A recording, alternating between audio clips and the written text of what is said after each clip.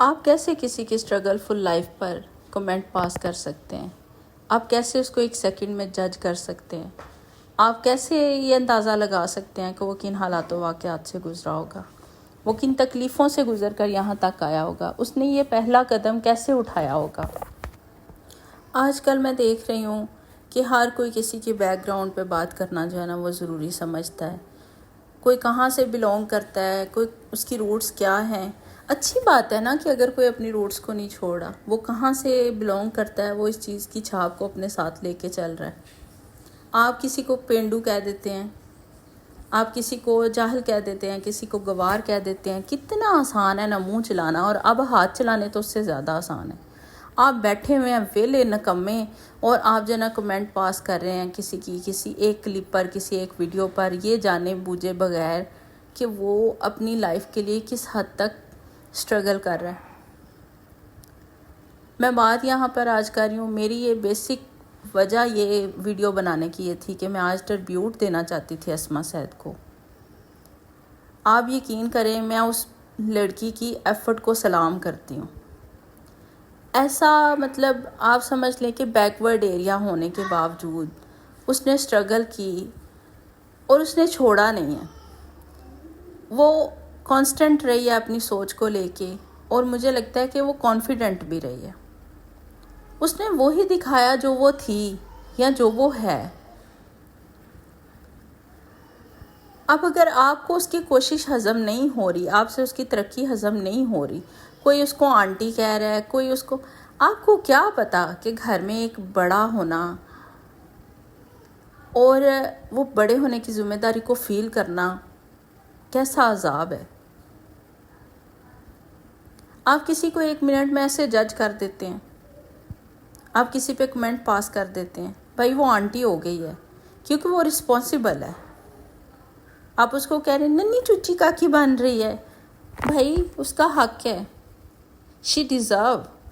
اس نے ایفرٹ کی ہے، اس نے اپنے لیے ایفرٹ کی ہے، اپنے گھر کے لیے ایفرٹ کی ہے. آپ نے کیا کیا ہے؟ آپ نے کیا کیا ہے؟ اگر تو آپ نے زندگی میں بہت کچھ اچیو کر لیا ہے then you have to right.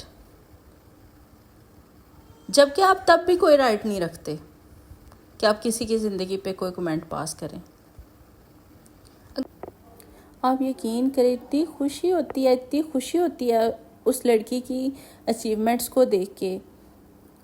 آپ میں سے ہزاروں لوگ ہیں جو کوشش کر رہے ہیں، ہم میں سے ہزاروں لوگ ہیں جو کوشش کر رہے ہیں. ہم کسی مقام تک نہیں پہنچ پا رہے تو اس کا مطلب یہ ہے کہ ہم بیٹھ کے کسی کو کرٹیسائز کرنا شروع کر دیں. کیا برائی ہے؟ اس نے کوئی غلط راستہ نہیں اپنایا، وہ لائف پہ بیٹھ کے بھیک نہیں مانگ رہی. ایک اپنی لائف، سمپل سی لائف سٹائل جو اس کا ہے وہ اس کو پورٹریٹ کر رہی ہے، آپ کو دکھا رہی ہے. آپ نے دیکھنا ہے دیکھیں، نہیں دیکھنا تو سکپ کر دیں. کوئی ایسا کمنٹ پاس نہ کریں جس سے کسی کی اتنی دل آزاری ہو کہ اس کے دل سے آہ نکلے. اور جو بندہ اپنی زندگی کے لیے کوشش کر رہا ہے نا، آپ یقین کریں اللہ تعالیٰ اس کو بہت زیادہ نوازتا ہے. آپ یقین کریں مجھے اتنی خوشی ہوتی ہے اس کی اس اچیومنٹس کو دیکھ کے کہ وہ اپنے گھر کے لیے، اپنے بھائیوں کے لیے، اپنی فیملی کے لیے کیا کچھ کر رہی ہے. ان کے پاس چھت نہیں تھا، اور وہ جو چھت تھا وہ رہنے کے قابل نہیں تھا. تب آپ لوگ بیٹھ کے باتیں کر رہے تھے، اوہ کیسا گھر ہے تمہارا، ہاؤ کین یو سروائیو، تم کیسے رہتے ہوگے، تم لوگ کیا کرتے ہوگے، بارش آتی ہے تو کیا. بھائی جب ہم بھوکے ہوتے ہیں نا، کوئی ہمیں کھانا دینے نہیں آتا. کوئی آپ کا دروازہ بجا کے یہ نہیں کہتا کہ آپ آج بھوکے سوئے ہیں، آپ کو کچھ کھانے کو ملا کہ نہیں ملا. ہاں یہ ہم ضرور کر سکتے ہیں کہ کسی کو کھاتا ہوا ہم نہیں دیکھ سکتے، ہم کسی کو آگے بڑھتا ہوا نہیں دیکھ سکتے. مین جو تکلیف ہے نا ہمیں وہ یہ ہے، ہم حسد کے، ہم نفرت کے ایسے دلدل میں پھنسے ہوئے ہیں کہ ہم کسی کو آگے بڑھتا ہوا نہیں دیکھ سکتے.